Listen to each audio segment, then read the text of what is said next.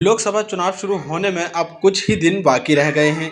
ऐसे में सभी राजनीतिक दल मतदाताओं का ध्यान अपनी तरफ खींचने और विरोधियों को कोसने में कोई कसर नहीं छोड़ रहे हैं। इस बीच प्रधानमंत्री नरेंद्र मोदी ने कर्नाटक के मैसूर में एक जनसभा को संबोधित किया। इस दौरान उन्होंने कांग्रेस को टुकड़े टुकड़े गैंग का सुल्तान करार दिया। प्रधानमंत्री नरेंद्र मोदी सिर्फ यहीं नहीं रुके, बल्कि उन्होंने कांग्रेस पर देश को बांटने और कमजोर करने के भी आरोप लगाए।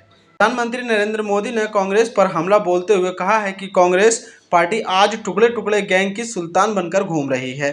देश को बांटने, तोड़ने और कमजोर करने के कांग्रेस के खतरनाक इरादे आज भी वैसे ही हैं। अब तो कांग्रेस देश के घृणा की सारी सीमाएं पार कर चुकी है। उन्होंने कहा है कि कर्नाटक की जनता साक्षी है कि जो भारत के खिलाफ बोलता है, कांग्रेस उसे पुरस्कार के रूप में चुनाव का टिकट देती है। इस दौरान पीएम मोदी ने कहा है कि कांग्रेस ने देश की नफरत करने की सारी हदों को पार कर लिया है। उन्होंने आरोप लगाया है कि जो भारत के खिलाफ बोलते हैं, कांग्रेस उन्हें चुनाव लड़ने के लिए टिकट देती है। पीएम मोदी ने आगे कहा है कि ये कांग्रेस के पतन की प्रकाष्ठा है, क्योंकि पार्टी के नेताओं ने पहले वंदे मातरम पर विरोध किया और अब भारत माता की जय कहने से संकोच कर रहे हैं।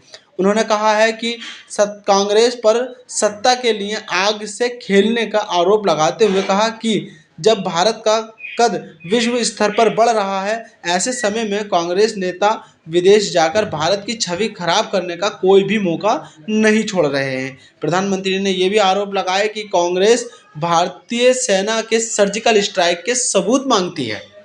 प्रधानमंत्री नरेंद्र मोदी के साथ मंच पर जनता दल सेक्युलर के संरक्षक और पूर्व प्रधानमंत्री एचडी देवेगौड़ा भी मौजूद रहे। बता दें कि जनता दल सेक्युलर सितंबर 2023 में राष्ट्रीय जनतांत्रिक गठबंधन में शामिल हुई थी। कर्नाटक की कुल 28 लोकसभा सीटों में से भाजपा 25 सीटों पर चुनाव लड़ रही है। जब बता दें कि कर्नाटक में 2 चरणों में चुनाव हो रहे हैं। 14 लोकसभा क्षेत्र के लिए 26 अप्रैल को मतदान होगा, जबकि बाकी बची सीटों पर 7 मई को दूसरे चरण का मतदान होगा। 2019 के आम चुनावों में भाजपा को 25 सीटें मिली, जबकि पार्टी द्वारा समर्पित एक निर्दलीय को भी जीत हासिल हुई थी। इस दौरान कांग्रेस और जनता दल सेक्युलर गठबंधन को एक एक सीट हासिल हुई थी। आपको हमारी खबर कैसी लगी? आप हमें अपनी कीमती राय कमेंट बॉक्स के जरिए ज़रूर दें और आप देखते रहें न्यूज़ 2 यूपी। जय हिंद।